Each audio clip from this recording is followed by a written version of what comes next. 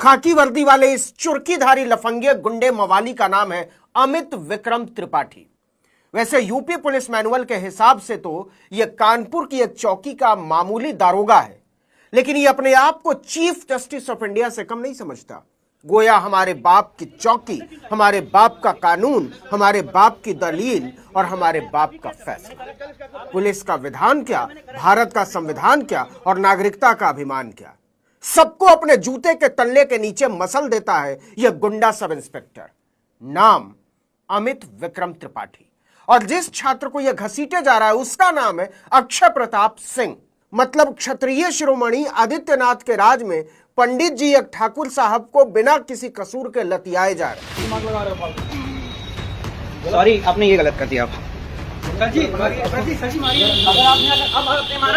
UP police का यह मवाली सब इंस्पेक्टर इस बात से तिलमिला गया था कि कॉलेज में पढ़ने वाला एक नौजवान छात्र उसे बता रहा है कि संविधान में क्या लिखा है, कानून में क्या लिखा है और उसे अपना अधिकार पता है। अभी तक सबको अपने बाप का माल समझे बैठे अमित विक्रम त्रिपाठी का गुस्सा उसकी चुर्की से उतरता हुआ बूट पर आ गया। आप देख रहे हैं अंदर क्यों जाएंगे?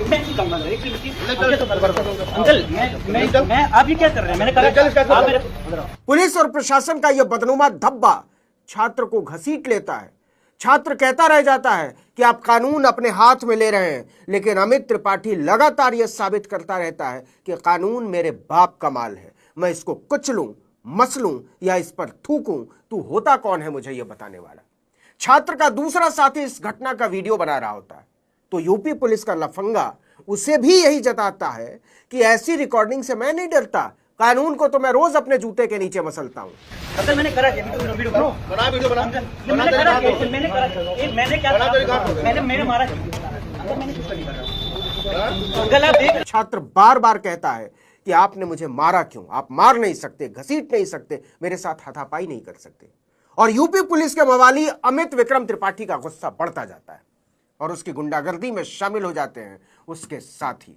गुंडा अमित विक्रम त्रिपाठी नागरिकता के अधिकार पर थूकते हुए कहता है कि अभी तो कुछ नहीं किया, अभी तो और दुरुस्त करना बाकी है। अभी दुरुस्त कर देंगे, अभी दुरुस्त कर देंगे, अभी दुरुस्त कर देंगे, अभी दुरुस्त कर देंगे, परवान मत हो।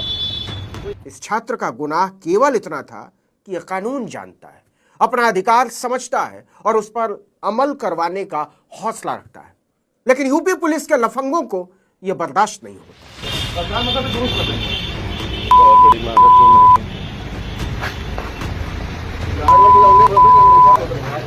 पंडित जी के मुखारविंद से श्लोक नहीं फूटा है, छात्र की मां बहन के साथ निकट संबंध स्थापित करने की कामना व्यक्त की है इसने।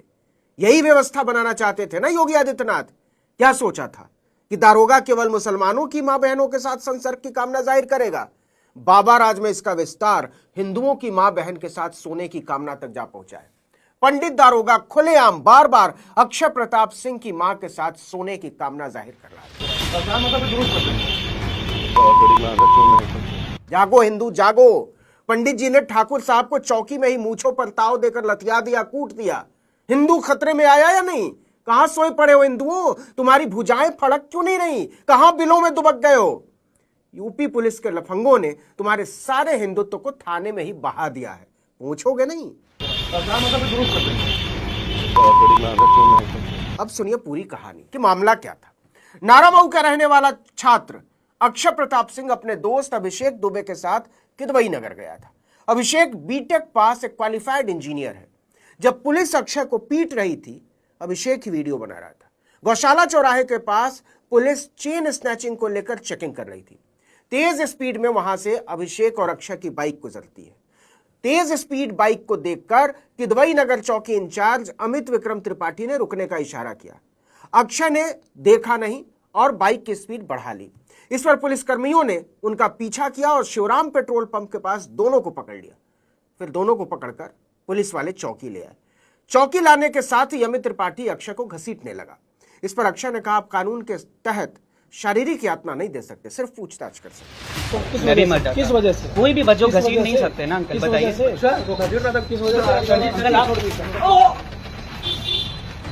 दिमाग लगा रहे हो। सॉरी, आपने ये गलत कर दिया।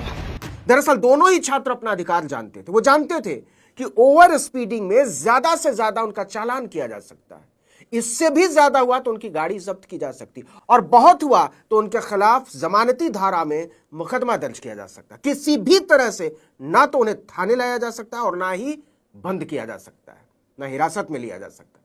यही बात जब दोनों लड़कों ने वर्दी वाले गुंडे अमित त्रिपाठी के सामने बोल दी तो वो बुरी तरह बिफर हुआ। मतलब आप देख रहे हैं अंदर क्यों जाएंगे? मैं क्यों जाऊंगा अंदर? एक अंकल मैं आप ये क्या कर रहे हैं? मैंने करा अंकल मैंने करा वीडियो बनो बना वीडियो बना मैंने करा मैंने करा मैंने क्या मैंने मेरे मारा अंकल मैंने कुछ नहीं कर रहा अंकल आप देख रहे हैं मैंने कुछ नहीं करा मैं तो बैठा था अंकल ये देख रहे हैं कितना गलत हो रहा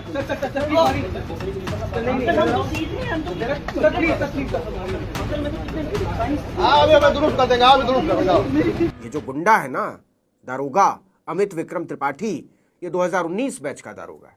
उसे पहली बार किदवई नगर चौकी का इंचार्ज बनाया गया था। इससे पहले गुजैनी थाने में तैनात था, लेकिन लगता है कि चौकी प्रभारी होने का ताव वो बर्दाश्त नहीं कर पाया। जरा सोचिए कि जो दारोगा 20 साल 22 साल के छात्रों के साथ रिकॉर्ड किए जाते देखकर भी इस कदर बेरहम हो सकता है, वो लॉकअप में कितना बड़ा शैतान हो जाता हो।